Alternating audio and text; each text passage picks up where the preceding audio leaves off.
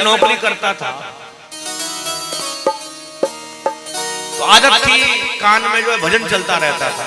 नौकरी करते करते भी कंप्यूटर पे काम कर रहे हैं, लीड लगी रहती थी।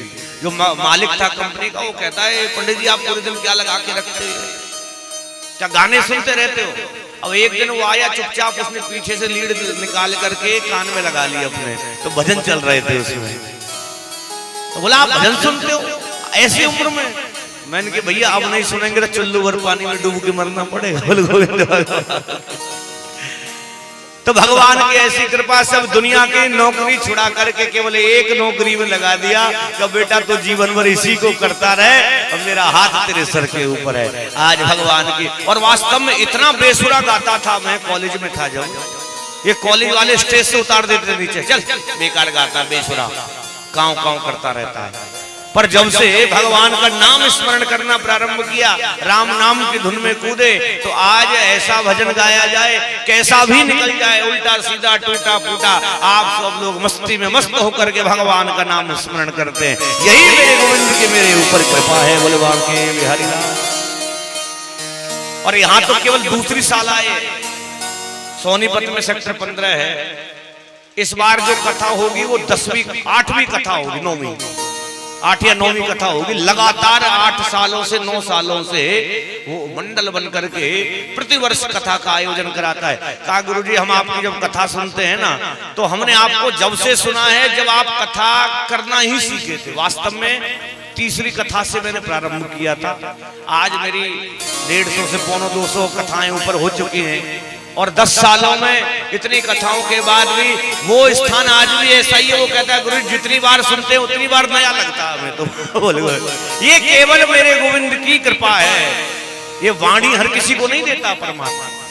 नेता लोग रोज माइक पकड़ के बोलते हैं, रोज कुछ ना कुछ ऊट पटांग बोल देते हैं, रोज गालियां खा रहे हैं, पर भगवान इस गद्दी पर बैठा करके आपको डांट भी दे, प्रेम से कुछ बोल दे, ऊंचा नीचा भी निकल जाए, आप उसको बड़े प्रेम से सहर्ष स्वीकार करते हैं। ये गोविंद की कृपा है। और सबसे बड़ी कृपा इस गद्दी से जिसको जो फल दे दिया उसकी जैसी कामना रहती है, बिहारी जी उसकी कामना को पूर्ण करते हैं। यही मेरे ऊपर मेरे गोविंद की बड़ी विशेष कृपा।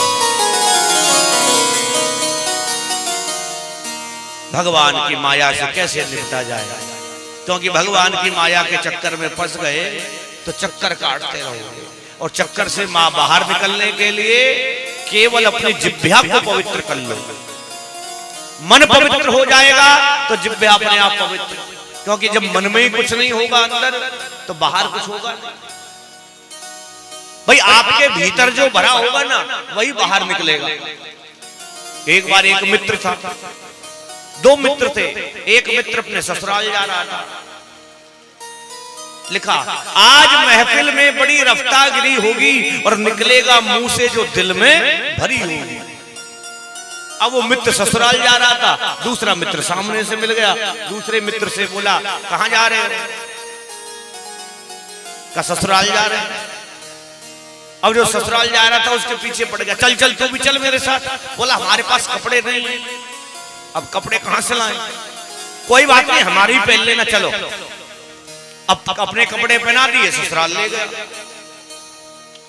ससुराल में जाके बैठे, 3-4 घर थे, परिवार में बड़े बड़े घर होते हैं, सबके यहाँ मेहमानों को बुलाया जाता है। अब पहले घर में गए तो पूछा आओ आओ साहब आओ, ये सज्जन कौन है?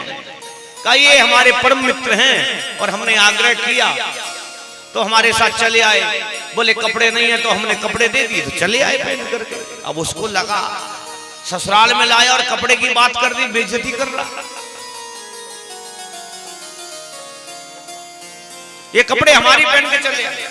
अब कोई बात नहीं, वो बाहर गया, उठा करके ले गया उसको, इधर अरे हम तेरे साथ चले आए, तू हमारे कपड़ों के ऊपर बात कर रहा है, अच्छा लगता है कोई? अच्छा ठीक है भैया नहीं बोलूंगा। फिर दूसरे घर में गया, फिर वहां पूछा भैया ये सज्जन कौन है?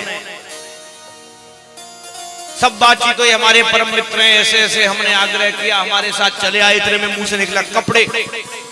अब कपड़े बोले चुप, नहीं नहीं नहीं हमारे नहीं, अपने ही पहन के आए, अपने इन्हीं के कपड़े, हमारे नहीं।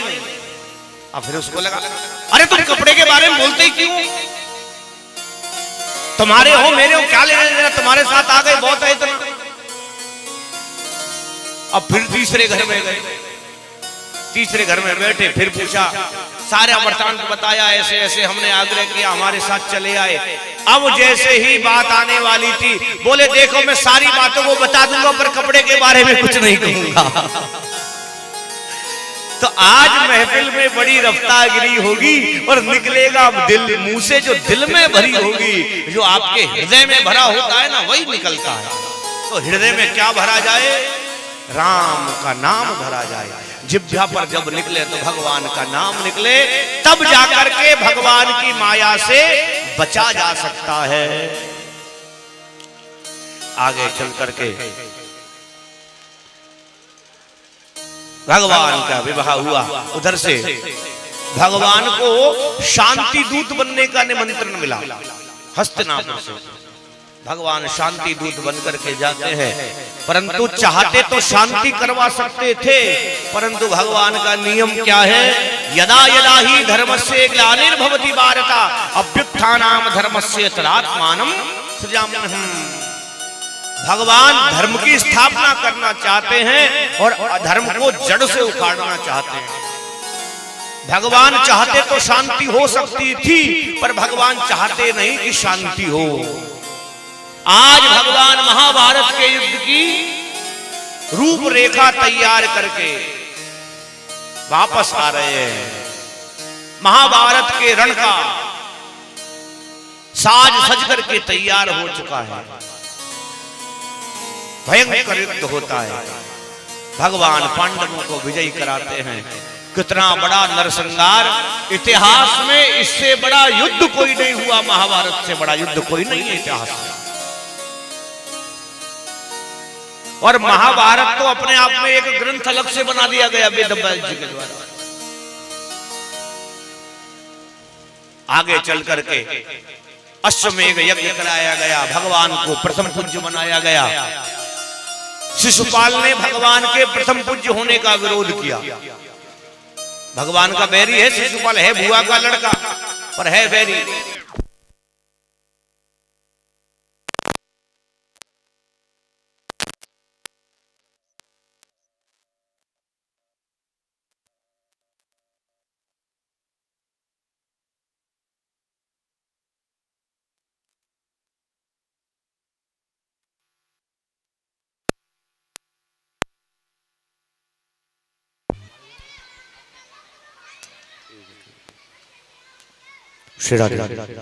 गोविंद भगवान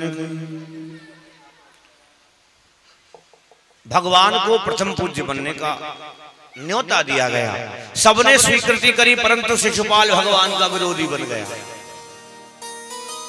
भगवान की बुआ का बेटा है। बुआ ने कहा भैया छोटा भैया है तेरा, 100 गलती करे तब भी माफ कर देना, 100 गलती करे। अब शिशुपाल के सामने भगवान आए तो शिशुपाल ने गालियां देना शुरू कर दिया। तू तो ऐसा है, छलिया है, ये है, वो है। करते करते जैसे ही 95 पहुंची, भगवान बोले देख शिशुपाल 96 नहीं माना, 97, 98, 99। जैसे ही 100 गाली पूरी हुई, भगवान ने चक्र सुदर्शन का संधान किया और शिशुपाल के शीश को अलग कर दिया।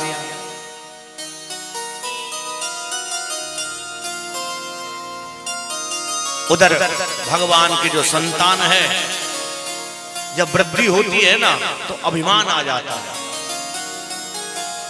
भगवान के कुल में जो बच्चे हुए उनको अभिमान आ गया। यज्ञ करने गए, जंगल में गए, खेल रहे थे, संत महात्माओं का अपमान कर दिया। एक जो है पुरुष अपने पेट पर वस्त्र लपेट करके गया, जाकर के पूछा महाराज इसके गर्भ में क्या है। अब महाराज संत तो संत महात्मा सब जानने वाले होते हैं।